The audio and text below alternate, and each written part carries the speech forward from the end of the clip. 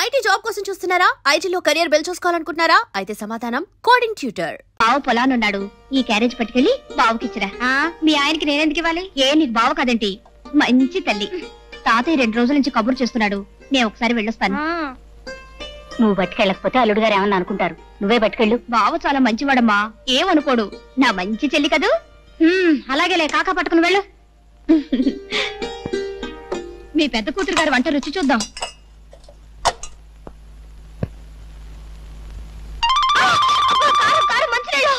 చాలే ఊరుకోవే, మరీ నడమంత్రం. దానికి అసలు వంటే చేతగానట్టు మాట్లాడతావు.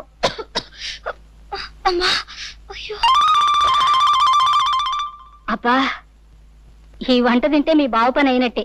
నేను వేరే క్యారేజీ పెడతాను, పట్రా. ఇదేంటే నువ్వు వచ్చావు? మీ అక్క ఏమైంది? జమీందార్ తాతయ్య గారింటికి వెళ్ళింది. ఆహా, కట్టుకున్న 3 కంటే జమీందార్ తాత ఎక్కువాడనమాట. అంత కోపం ఏంటి బావా? పాపం తాతయ్య మరీ మరీ రమ్మని కబుర్ చేస్తేనే వెళ్ళింది. రా తిందువు గాని. ఇవాళకి అక్కని క్షమించే బావా, రా. సరే, ఇవాళ ఒక్కనాడు క్షమిస్తున్నాను, రేపటి నుంచి క్షమించను. నువ్వు కనుక రేపటి నుంచి క్యారేజ్ తీసుకొచ్చావు, నీ కాళ్ళు చేతులు ఎదుర్కొంటానే. సర్లే, రా రా రా. తీసుకునే జానకి, జానకి. అబ్బబ్బా, ఏమిటా కేకలు? కేకలేంటే కేకలు? అవును, ఏమిటి మోసం? పొలానికి అన్నం పట్టుకొస్తానని చెప్పి నువ్వు రాకుండా మీ చెల్లాన్ని పంపిస్తావా? నీకెన్ని గుండెలు? ఇదిగో, లేకపోతే రాపోయావు గానీ మధ్యాహ్నం వంట చేసావు, అమృతం. స్వర్గానికి బెత్తిరేయడం. నీ మట్టి వాసన, చెవట కంపు భరించలేకపోతున్నాను. ముందెళ్ళి స్నానం చేసిరా.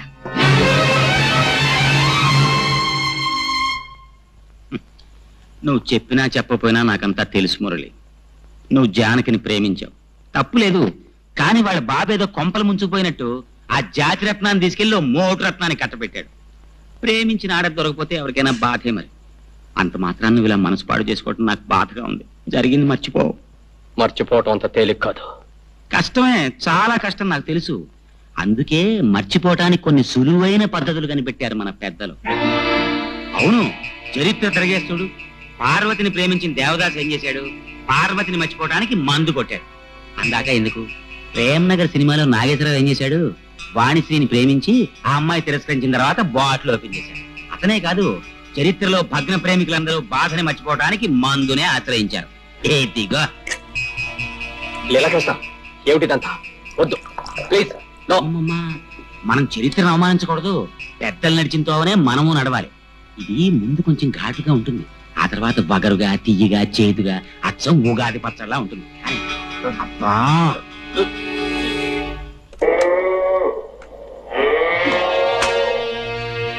ఏమిటి? గడ్డేశాను, నీళ్లు పెట్టాను, ఇంకేమిటి నీ గోళ? ఉంటుంది, పని చెప్తాను.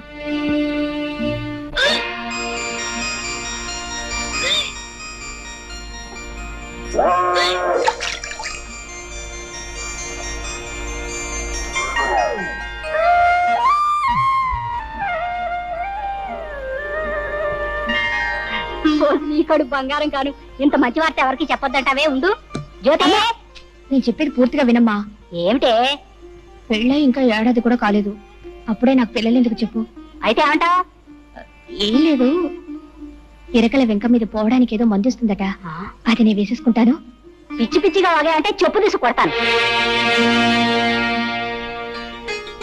బావా, నేను ఒకటి అడుగుతాను, నువ్వు కాదనకూడదు. అయ్యో రామ, భార్య కాస్త ప్రేమగా అడిగితేనే ఏమో కూడా ఏం కాదనలేడే. ఇంత గట్టిగా కౌలించి పెడితే ఏం కాదంటాడు? ఏం కావాలి చెప్పు.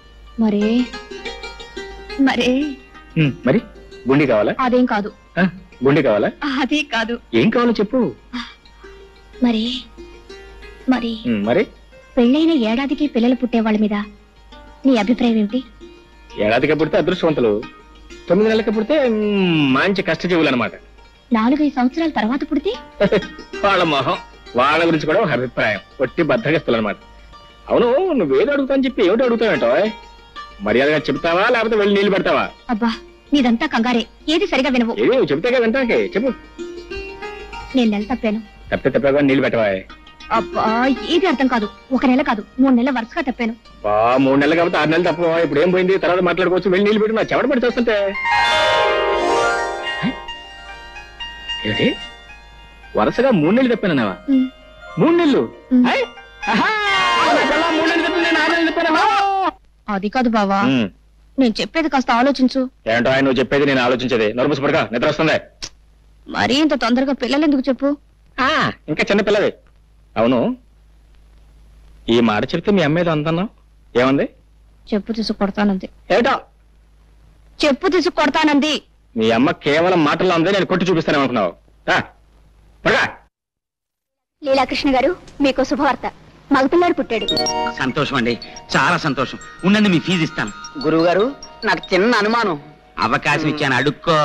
ఏం లేదు, మీకు పెళ్ళై 9 నెలలు అవ్వలేదు కదా, అప్పుడే పిల్లాడు ఎలా పుట్టాడండి? నాయనోయ్ డాక్టర్ గారు, ఇది అన్యాయం, మోసం, దగ, కుట్ర. మీకు నేను ఫీజు ఇవ్వను. ఏమిటండి మీరనేది? పెళ్ళైన 7 నెలలకే పిల్లాడు ఎలా పుడతాడండి? అంటే నా భార్య. చాలే ఊరుకోండి, అన్యాయంగా మాట్లాడకండి. కొంతమందికి ఇలా నెలలు నిండకుండానే పిల్లలు పుడుతూ ఉంటారు. అంతేనంటారా? అంతే. ఇదిగోండి మీ ఫీజు. థ్యాంక్స్.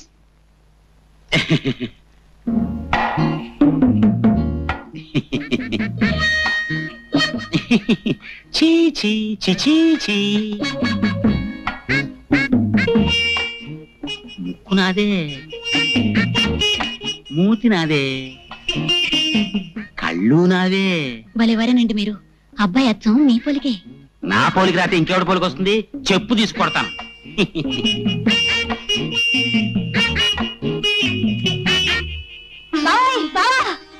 ఏంటే ఏంటే? అయ్యో అయ్యో, ఏంటే? ఈ మహారాజు గారికి మహాలక్ష్మి పుట్టింది. నా కూతురు పుట్టిందా? ఇదిగో ఈ 100 రూపాయలు తీసుకుని మీ ఇష్టం వచ్చిన సరదాలు ఏమైనా చేసుకోండి.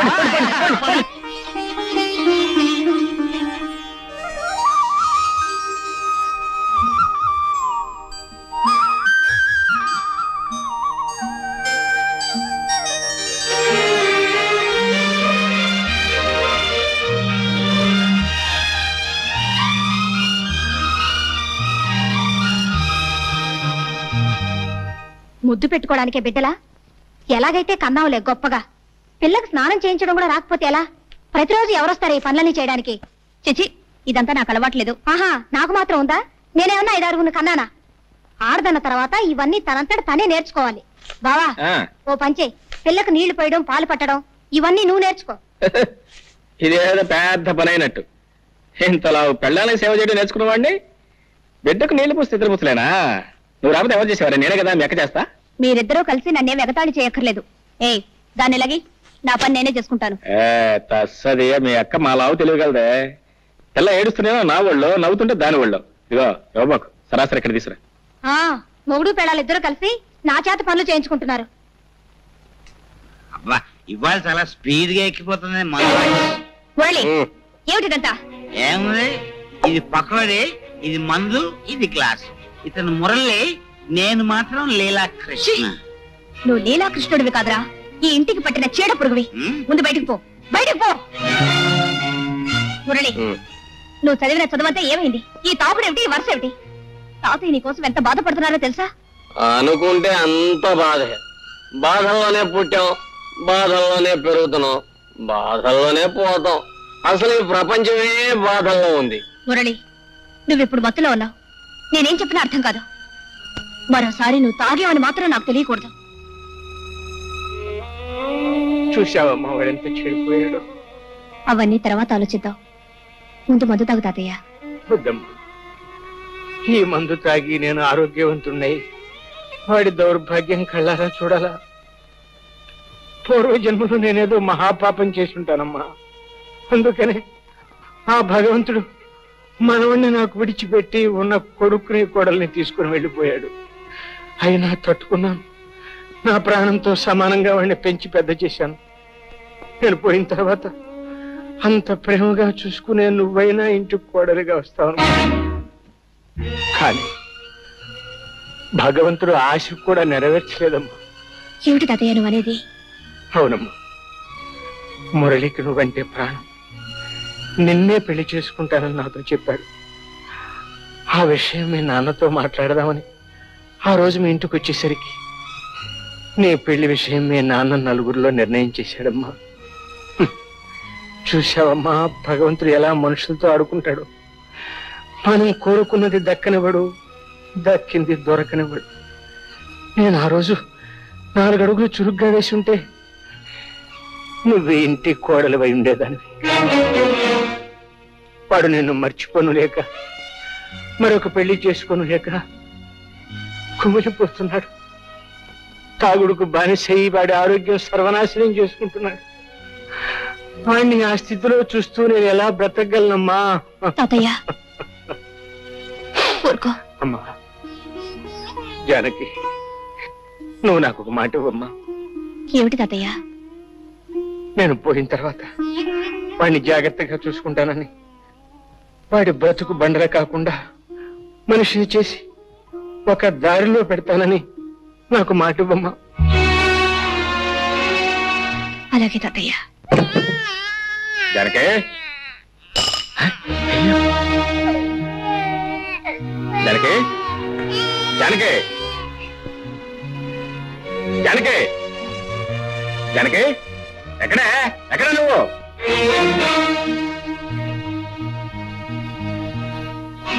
ఎక్కడికి వెళ్ళావు? తాతయ్య గారి ఇంటికి వెళ్ళాను. ఈ శనిగ్రహం అప్పుడే లేచిపోయిందా? ఎవరు శనిగ్రహం? ఎవరు శనిగ్రహం? పసిబిడ్డను ఇంట్లో ఒంటరిగా వదిలిపెట్టి పెత్తనాలకు వెళ్ళిన చాలక ఇంకా శనిగ్రహం అంటున్నావు? శనిగ్రహం అని నేను వెళ్ళేటప్పటికి నిద్రపోతుంది. అవును, నువ్వు వెళ్ళేటప్పుడు నిద్రపోతుందని నువ్వు ఇంటికి వచ్చే వరకు నిద్రపోతూనే ఉంటుంది అనుకున్నావా?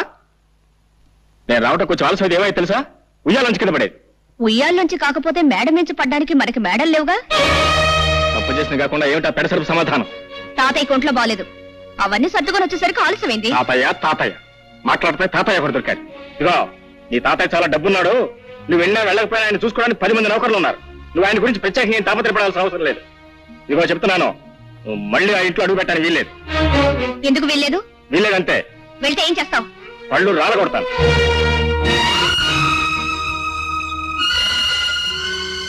అమ్మా, జానకమ్మ గారు.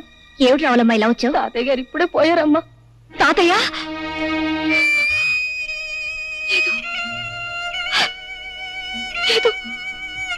ఏంటి, తాతయ్య గారు పోయారు? అవును బాబు. ఎప్పుడు? ఇప్పుడే. సరే, నువ్వు వెళ్ళి మేము వస్తాం. చూసేద్దాం పద. ఎందుకు? బ్రతికున్న మనిషిని చూడడానికి వెళ్తే పళ్ళు రాలగొడతానన్నావుగా. ఇప్పుడు ఆ శవాన్ని ఆఖరి చూపులు చూడడానికి వెళ్ళాలా? నీ మనసు ఇప్పుడు శాంతించిందా? నేను రాను, నువ్వు వెళ్ళు. నీ కూతురు కాపురం ముచ్చట్లు విన్నావా? ఏమిటండి?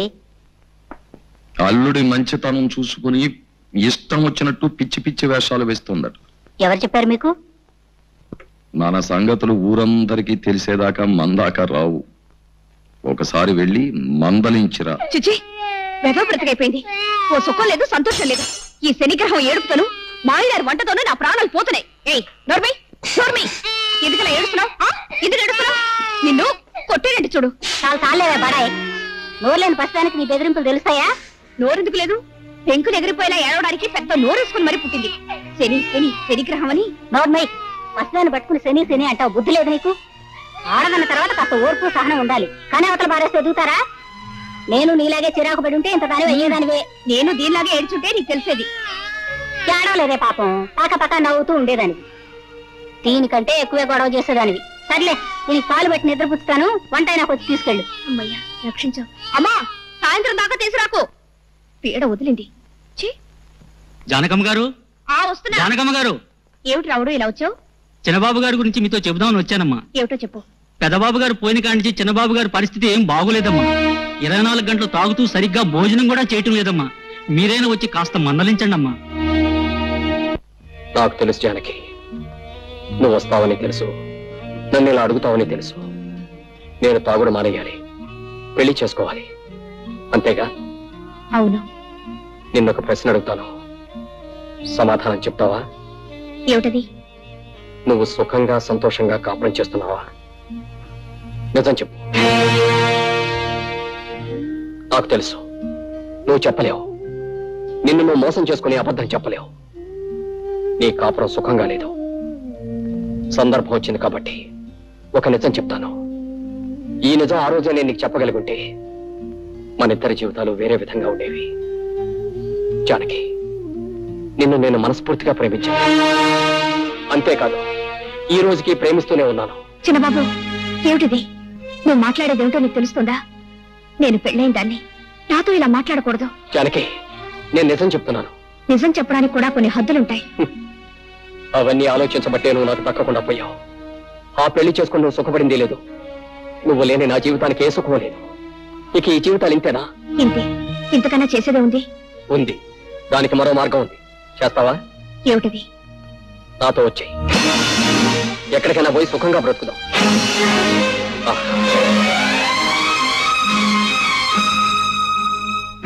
బాగా ఆలోచించు. దీనికి ధైర్యం కావాలి. సాంప్రదాయాలు చట్టుబండ్లు అంటూ ఆలోచిస్తే ఈ ముడి విడదు. మనసులో ముడిపడకపోతే నీ మెడలో వేలాడుతున్న ఆ పసుపు తాడికి 3 ముళ్ళున్నా ఒకటే, 30 ముళ్ళున్నా ఒకటే. ఇష్టం లేని కాపురం చేస్తూ నీకు నువ్వు అన్యాయం చేసుకుంటూ నీ భర్తకు కూడా అన్యాయం చేయకు. నీ కోసం అనుక్షణం తప్పిస్తున్న నాకు న్యాయం చేయి. బాగా ఆలోచించుకొని ఓ నిర్ణయం తీసుకో. నన్ను తాగొద్దని కదా నువ్వు అన్నావు. తాగను. ఎప్పటి వరకు తెలుసా? ఈ రోజు రాత్రి 12 గంటల వరకు నీ కోసం ఊరు బయట తోట దగ్గర వెయిట్ చేస్తూ ఉంటాను. నువ్వు వస్తే ఇది నాకు శాశ్వతంగా దూరం అవుతుంది. రాకపోతే దీనికి నేను శాశ్వతంగా సొంతం అయిపోతాను. వెళ్ళు. బాగా ఆలోచించుకొని నిర్ణయించుకో.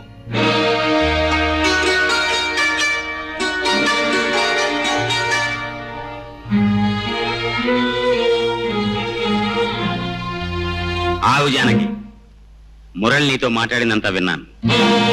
కంగారు పడకు, నేనెవరికి చెప్పను. నువ్వు నన్ను చీడ పురుగని పేడ పురుగని చాలాసార్లు అన్నావు. నేను ఎప్పుడు ఫీల్ అవ్వలేదు, అవ్వను. ఎందుకంటే నిజానికి నేను పట్టు పురుగు లాంటి పురుషుడిని.